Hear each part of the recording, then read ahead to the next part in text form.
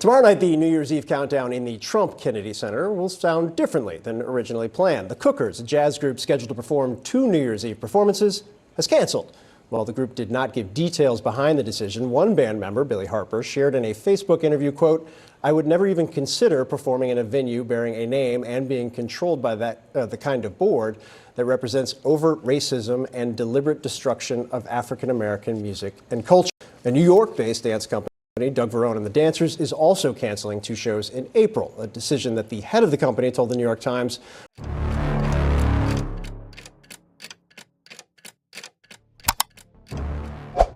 Depuis fin décembre, les relations entre les institutions culturelles et les décisions politiques ont pris une tournure inhabituelle. Le 23 décembre 2025, l'auditorium principal du Kennedy Center à Washington a enregistré la plus faible audience de l'histoire récente de la cérémonie traditionnelle connue sous le nom de Kennedy Center Honors, diffusée par la chaîne CBS. Cet événement, qui symbolise depuis des décennies la convergence entre l'excellence artistique et la reconnaissance institutionnelle, a bénéficié cette année de la présence active du président Donald Trump en tant qu'hôte officiel. Cependant, ce qui aurait dû représenter une réaffirmation du prestige culturel de la cérémonie a coïncidé avec un tournant statistique délicat. La diffusion n'a attiré que 2 650 000 téléspectateurs, un chiffre nettement inférieur aux 4 100 000 de l'année précédente, qui avait déjà été qualifiée de pire performance historique de l'émission. Cette baisse de plus de 30% en un seul cycle annuel a provoqué des réactions immédiates dans les coulisses politiques, artistiques et juridiques, laissant entrevoir quelque chose de plus qu'une simple fluctuation des indices d'audience. L'impact de cet épisode ne s'est pas limité à ce qui s'est passé dans la salle à ce moment-là. La fuite des artistes a commencé quelques jours avant la diffusion officielle, avec une succession d'annulations qui a pris une tournure institutionnelle après que le conseil d'administration du Kennedy Center, actuellement composé majoritairement de personnes nommées par Donald Trump, ait voté à l'unanimité une mesure controversée: l'ajout du nom de l'ancien président sur la façade du bâtiment, à côté de la dédicace originale dédiée à John F. Kennedy. Cette décision a provoqué le retrait public de groupes prévus pour de futures représentations, notamment des groupes de jazz, des compagnies de danse et des artistes individuels.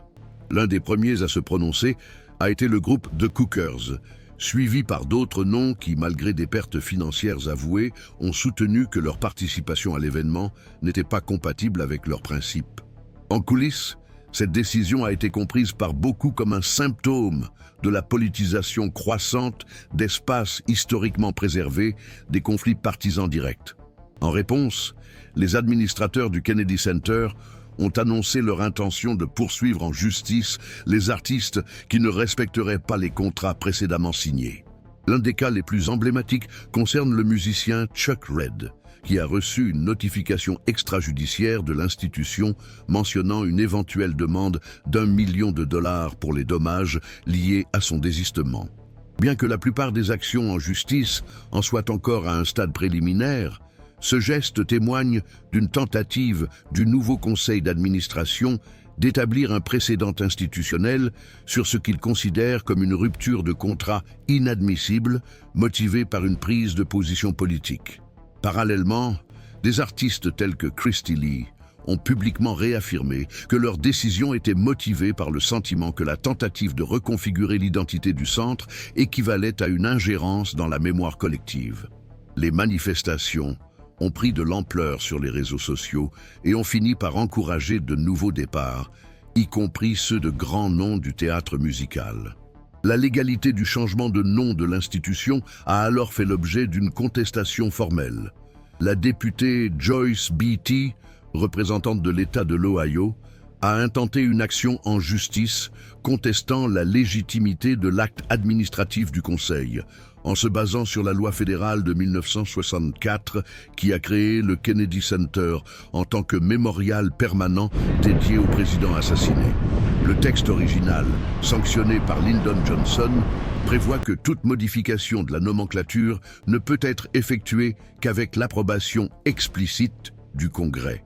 Selon l'argumentation de la députée, En promouvant une modification sans autorisation législative, le Conseil aurait outrepassé les limites de sa compétence statutaire, constituant une atteinte à l'intégrité du dispositif légal et au concept même d'hommage institutionnel. La chaîne CBS, chargée de la retransmission de la cérémonie, a également adopté une position contraire aux changements visuels mis en œuvre sur place. Au lieu d'utiliser la nouvelle nomenclature dans les crédits et les supports promotionnels, la chaîne a choisi de conserver la désignation originale, invoquant son engagement à respecter la législation fédérale. Pendant la cérémonie, les images montrent que le président et son entourage ont été placés devant un panneau portant le logo de la chaîne, sans aucune référence au changement de nom. En interne, des sources liées à la production ont confirmé que le temps de parole de Donald Trump avait été réduit dans le montage final, passant d'environ 10 minutes à 2 minutes. La décision éditoriale a été justifiée comme étant conforme au format traditionnel de la cérémonie, bien que les observateurs du secteur interprètent ce geste comme un signe de résistance. Dans le même temps, des médias spécialisés tels que Rolling Stone ont fait état d'une série croissante d'annulations de la part d'artistes et de producteurs, y compris la fermeture anticipée d'une saison de la comédie musicale Hamilton. La somme de ces épisodes a transformé ce qui aurait pu être une controverse ponctuelle en un nouveau foyer de tension institutionnelle où convergent simultanément des aspects juridiques, politiques et culturels. Bien que le litige judiciaire sur la légalité du changement de nom n'en soit qu'à ses débuts, ses conséquences pratiques ont déjà un impact sur la programmation, le financement et l'image publique de l'institution, ce qui suggère que l'épisode est loin d'être résolu. Suivre de près les implications de ce litige ne signifie pas seulement observer un conflit entre des personnalités publiques, mais comprendre comment les décisions administratives, dans des espaces symboliques, peuvent redéfinir les limites normatives et tester la résilience des institutions culturelles. C'est pourquoi des analyses comme celle-ci cherchent à offrir un regard attentif sur les développements qui sont encore en cours. À partir de là, le débat sur les limites institutionnelles de la décision prise par le conseil d'administration du Kennedy Center a commencé à impliquer non seulement des artistes et des parlementaires, mais aussi des juristes, d'anciens membres du ministère de la Justice et des spécialistes du droit public fédéral. La loi qui a officiellement créé le centre, adoptée en 1964, stipule clairement que toute modification de sa structure, y compris de son nom, nécessite l'autorisation du Congrès américain. La législation a été conçue dans un contexte spécifique. L'émotion nationale qui a suivi l'assassinat du président John F. Kennedy, dont les idéaux en matière de culture, d'éducation et de services publics ont fondé la conception du centre comme un mémorial vivant. Des juristes liés au Congressional Research Service ont commencé à faire valoir, dans des avis informels, que cette disposition non seulement reste valable, mais fait partie intégrante de l'ensemble des normes fédérales de préservation de la mémoire historique institutionnelle, dont le non-respect peut constituer une violation de la loi fédérale sur la protection du patrimoine public. C'est dans ce contexte que le débat sur la nature juridique de la décision du conseil d'administration actuel s'est intensifié. Nommé en majorité pendant le mandat de Trump, le Conseil a une autorité administrative sur la programmation et la gestion financière du centre, mais ne dispose pas, selon plusieurs experts, des pouvoirs nécessaires pour redéfinir unilatéralement son identité juridique. Pour de nombreux analystes, le fait de renommer le centre constitue un détournement de finalité, dans la mesure où cela transforme une institution conçue comme un patrimoine culturel non partisan en un instrument de personnalisation politique. La constitutionnaliste Carol Whitaker, professeure à l'université de Georgetown, a déclaré dans une récente interview que cet épisode ouvre un précédent inquiétant dans lequel des décisions de nature administrative peuvent être utilisées pour reconfigurer la signification institutionnelle des espaces publics sans débat législatif, judiciaire ou populaire. Cette convergence aide à comprendre pourquoi le sujet a rapidement dépassé les limites du circuit artistique et a pris de l'importance dans le domaine juridique et institutionnel. À partir de l'action intentée par la députée Joyce Beatty, un mouvement plus large s'est engagé à la Chambre des représentants.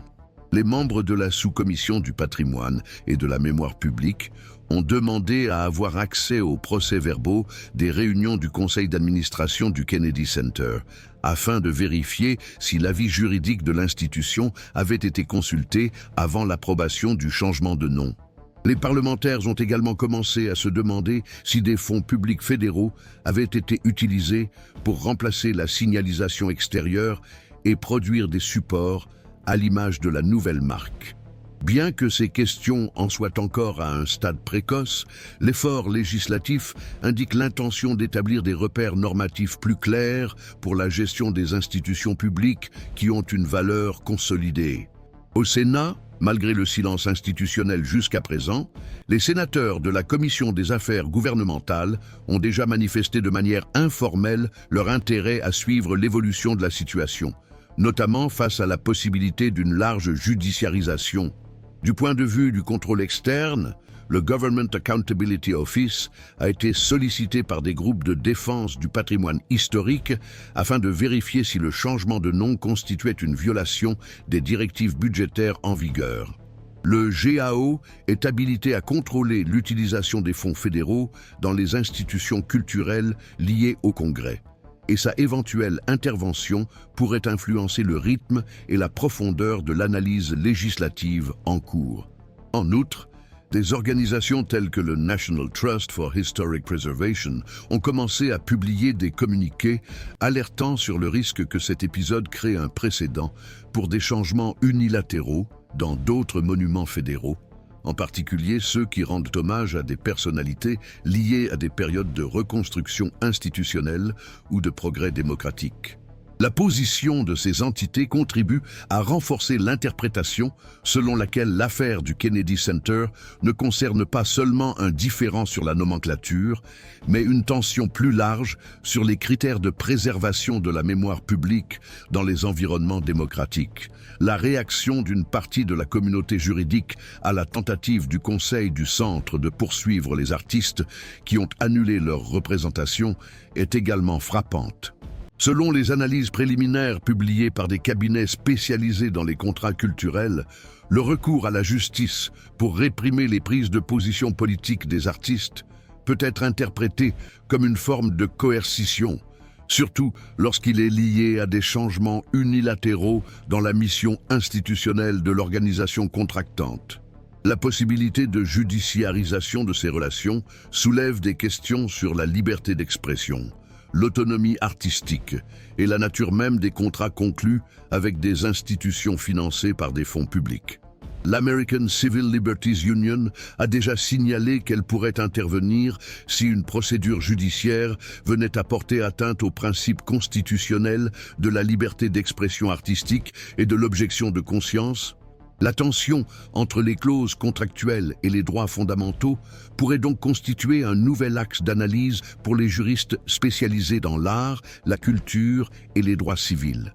Dans le même temps, le comportement des médias traditionnels et des plateformes numériques face à cette controverse a fait l'objet d'une observation attentive. La décision de CBS de conserver la nomenclature originale du centre, malgré le changement visuel promu par le Conseil, a été interprétée par les analystes comme une affirmation institutionnelle de son engagement en faveur de la légalité. La chaîne a justifié sa position en se basant sur la législation fédérale et l'absence de décision judiciaire modifiant formellement le nom. De leur côté, des médias tels que le Washington Post, le New York Times et Rolling Stone ont élargi leur couverture de l'affaire, révélant les coulisses de la décision, les témoignages d'artistes et les positions des membres du Congrès. La couverture continue de ce sujet tend à renforcer la perception du public selon laquelle la tentative de changement de nom n'est pas seulement un geste isolé, mais une intervention aux conséquences institutionnelles durables. La persistance de la couverture médiatique crée également un environnement propice à la révision des protocoles de gouvernance d'autres institutions culturelles, en prévision d'éventuels litiges futurs de nature similaire. À ce stade, il est important de noter que la valeur des analyses continues et fondées sur des faits documentaires réside précisément dans la capacité à suivre l'évolution de ces processus de manière cohérente, sans adhérer à des versions hâtives ou à des interprétations immédiates. C'est pourquoi les espaces de suivi critique revêtent une importance croissante face à des événements qui remettent en cause le fonctionnement normal d'institutions consolidées. Les avis divergent quant à la dimension juridique et institutionnelle de la tentative de changement de nom du Kennedy Center. Certains juristes spécialisés en droit public soutiennent que la décision approuvée par le conseil d'administration pourrait être annulée sur la base de la législation promulguée en 1964, créée pour garantir la préservation de l'identité institutionnelle du lieu. D'autres, cependant, soutiennent que le simple fait d'enregistrer une initiative de cette nature représente déjà une atteinte significative aux principes d'intégrité et de stabilité institutionnelle. La divergence ne se limite pas à la possibilité d'une annulation technique de l'acte, mais s'étend à l'évaluation des effets symboliques, pratiques et politiques que ce type de décision peut avoir sur les relations entre les pouvoirs publics et les institutions dédiées à la préservation de la mémoire collective. Des études historiques indiquent que le dispositif juridique qui protège le nom du Kennedy Center s'inscrit dans un ensemble plus large de normes formulées pendant les périodes de reconstruction démocratique, dans le but de protéger les institutions contre les appropriations circonstancielles. Néanmoins, l'efficacité de ce cadre dépend d'interprétations qui varient en fonction du contexte politique et du profil des acteurs impliqués dans le processus décisionnel. Les experts associés à l'American Bar Association soulignent que même en cas d'éventuel revirement judiciaire, les effets de cet épisode ont tendance à se prolonger. Selon cette interprétation, le précédent institutionnel a déjà été testé et la correction juridique ultérieure, bien que formellement pertinente, n'élimine pas l'impact public généré par la tentative. Pour ces analystes, l'affaire rouvre un débat peu fréquent sur les limites de l'autonomie administrative dans les institutions publiques ayant une fonction mémorielle. L'absence de mécanismes de protection automatique permet aux décisions administratives, même transitoires, de promouvoir des changements dissociés des accords historiques, exigeant des corrections ultérieures par le pouvoir judiciaire. En ce sens, la discussion dépasse l'analyse stricte de la légalité et met en évidence des faiblesses structurelles. À ce jour, il n'y a pas de consensus sur la question de savoir si la législation en vigueur sera suffisante pour annuler l'initiative sans qu'il soit nécessaire de recourir à de nouveaux instruments normatifs. Sur le plan politique, les interprétations restent fragmentées. Certains considèrent la décision du Conseil comme s'inscrivant dans un schéma plus large d'expérimentation institutionnelle, dans lequel les acteurs politiques testent les limites formelles de la gouvernance publique par le biais de décisions administratives à forte valeur symbolique. Une autre tendance, plus prudente, estime que cet épisode doit être analysé comme un événement ponctuel, motivé par des conflits internes spécifiques au Conseil et non révélateurs d'une tendance systémique. La coexistence de ces interprétations antagonistes a rendu difficile la formation d'un consensus au sein du Congrès. Les parlementaires de différents partis, malgré quelques rares déclarations publiques, évitent de prendre position de manière définitive tant que l'analyse juridique est en cours. Ce scénario d'interprétation suspendu contribue à prolonger l'état d'incertitude institutionnelle. Dans le milieu artistique, la controverse a entraîné des changements perceptibles dans les relations entre les créateurs et l'institution. Les artistes qui ont choisi d'annuler leur représentation ont affirmé que leur décision n'était pas motivée par une opposition personnelle à des personnalités publiques, mais par le sentiment que l'espace ne reflétait plus les valeurs pour lesquelles il avait été initialement conçu. Cette interprétation est toutefois également contestée. Les représentants du Conseil soutiennent que les manifestations artistiques ne doivent pas servir de veto informel aux décisions administratives approuvées conformément aux mécanismes internes de gouvernance. Pour les juristes qui suivent l'affaire, ce conflit met en évidence un dilemme plus profond sur le rôle de la culture dans la préservation de l'éthique démocratique. Certains soutiennent que le Kennedy Center doit être considéré comme un espace légitime de tension entre la gestion institutionnelle et la création artistique, tandis que d'autres affirment que sa fonction mémorielle exige une protection plus solide contre les ingérences susceptibles de dénaturer son objectif fondateur. Les décisions judiciaires qui seront rendues auront des effets qui vont au-delà de la question du nom de l'institution, couvrant une interprétation juridique plus large de la finalité d'un espace culturel public. Les tribunaux fédéraux ont déjà reçu les requêtes initiales, mais aucune date n'a encore été fixée pour les premières audiences. Le rythme de la justice contraste avec la rapidité des impacts pratiques déjà observés, tels que la perte de parrainage, la réorganisation des agendas culturels et la mobilisation d'artistes et de producteurs en faveur de nouveaux critères de gouvernance institutionnelle. Selon les experts en politique publique culturelle, le cœur du débat réside dans l'évaluation de la suffisance des cadres normatifs actuels pour protéger les espaces de mémoire collective dans des contextes de forte polarisation politique. L'absence de directives plus cohérentes peut favoriser la répétition d'épisodes similaires dans d'autres institutions, générant un nouveau type d'instabilité administrative. À titre d'observation supplémentaire, les chercheurs en gouvernance culturelle au niveau international citent le cas du Kennedy Center comme exemple de la vulnérabilité des institutions publiques, même dans les démocraties consolidées. Des comparaisons avec des centres culturels européens et des organismes multilatéraux de protection de la mémoire indiquent que des modèles plus sophistiqués de protection institutionnelle pourraient réduire la marge de manœuvre pour des interventions administratives controversées. Toutefois, la mise en œuvre de tels modèles dépendrait d'un large consensus législatif et d'une reconnaissance publique de l'importance systémique de la question, éléments qui ne se sont pas encore clairement manifestés dans les débats en cours au Congrès des États-Unis d'Amérique.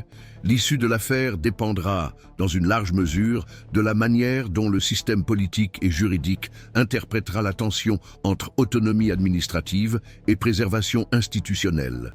Dans un contexte où les interprétations restent ouvertes et où les développements institutionnels en sont encore à leur début, il est essentiel de suivre de près l'évolution du processus afin de comprendre les limites pratiques de la protection institutionnelle dans les régimes démocratiques. C'est pourquoi nous continuerons à observer avec une attention analytique et une rigueur constante les prochains chapitres de cette controverse.